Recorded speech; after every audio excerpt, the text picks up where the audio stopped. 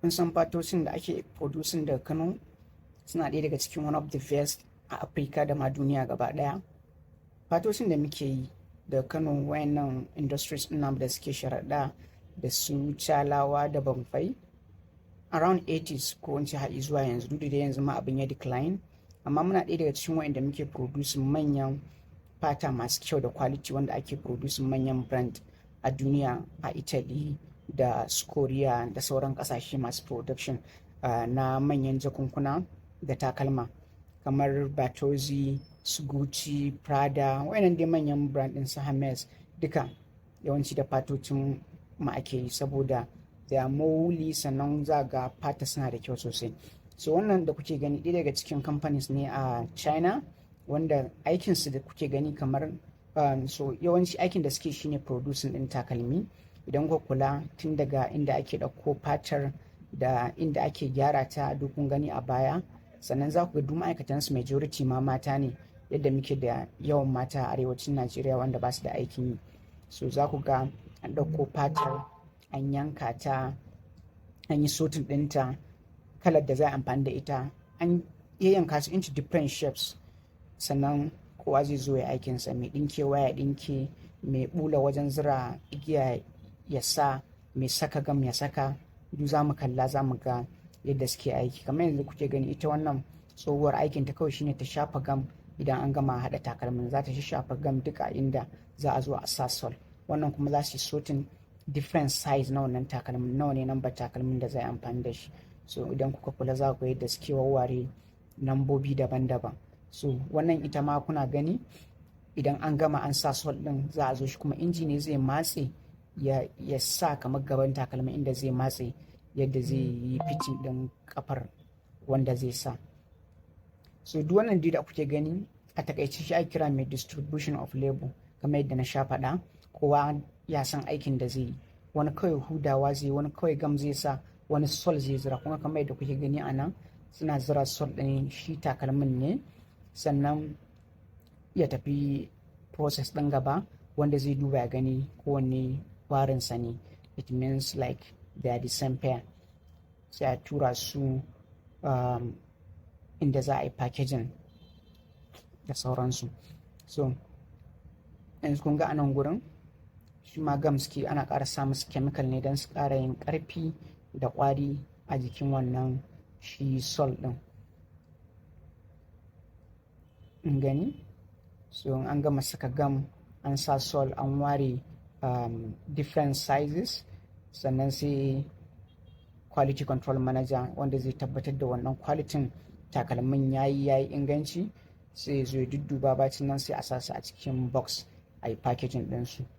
So ku biyo mu gani mu ci gaba da kallon yadda yake kasancewa. So kun ga wannan injin, duka injin an kula ba ma yawa ne da su ba, gaba ɗaya 60 to 70% na aikin da hannu ake yin sa. Injin kawai yana ɗan matsewa ne da kuma goge inda za a goge, so shine, amma duka wannan ɗinke-ɗinken duka da normal keken ɗinki ne wanda muka saba amfani da shi anan, da shi ake yin wannan aikin. Kuma already kun ga muna da wayannan masana'antun, kawai ba mu da, mu daina cewa lalle sai gwamnati ta shigo ta yi komai.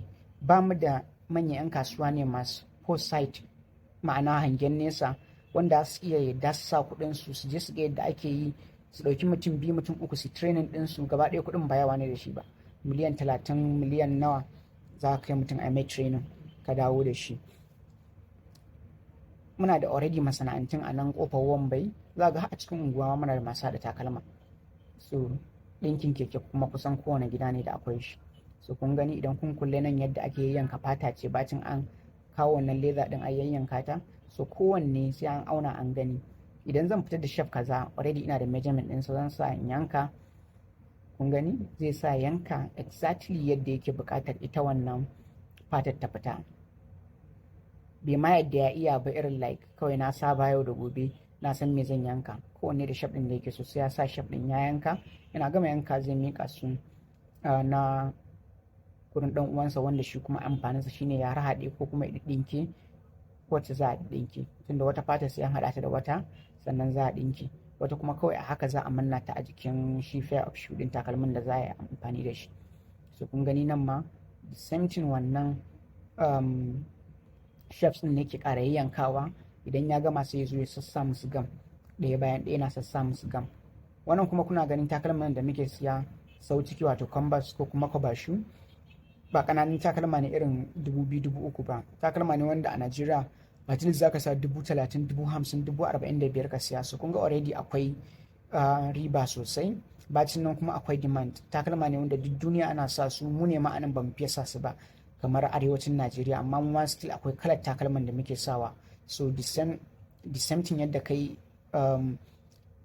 production din manyan nan canvas, za ka iya yin producing din sandal based on demand din mai market take bukata a wannan lokacin. So idan ya gama yanka, kun gani in akwai zare da za a sa ko kuma wata igiya haka zai bi ya sa ya mammanne ya bubbuga haka. So duka ba wai basira suka fi mu ba, kawai dai abin da ce wayannan mutanen sun fi mu shine mai jajircewa da hard working. Mu mutanen mu gaskiya mun fi gane kawai mu ci a zaune. Duk da muna da mutane masu hard working sosai, idan ka shiga kasuwa za ga yadda ake mai da hankali wajen neman kuɗi, ko da yaushe za a fita kasuwa da sauransu. Amma me ya kamata mu bunƙasa tunaninmu, mu tsaya mu duba mu ga ina duniya ta dosa. Ba ko da yaushe mu kasance mu consumers bane kawai, sai dai mu je mu siyo da ƙasar waje, mu ba za mu iya ƙirƙirar namu ba za mu iya ciyar da mutanenmu gaba ba, sai dai kawai mu trading, ba za mu production ba. Kuma in dai za ka yi trading zalla ba production, so ko da yaushe economy ɗinka a ƙasa zai ta zama, ba za mu taɓa ci gaba ba. Za ga kuɗin mu ko da yaushe yana ta karyewa, inflation yana zuwa yana riskan mu, yana daddanne abin da muka tara.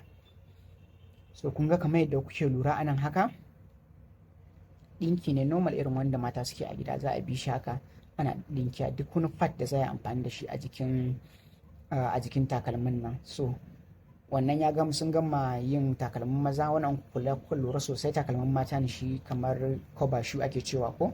So shi yanzu ake producing, za a gan shi leda ce haka mai santsi, ba ma wai fata ce ma suke amfani da ita ba, irin wacce nake gaya muku ta gaske irin tamu kenan, wacce muke jima ta jikin dabbobi, saniya da akuyoyi.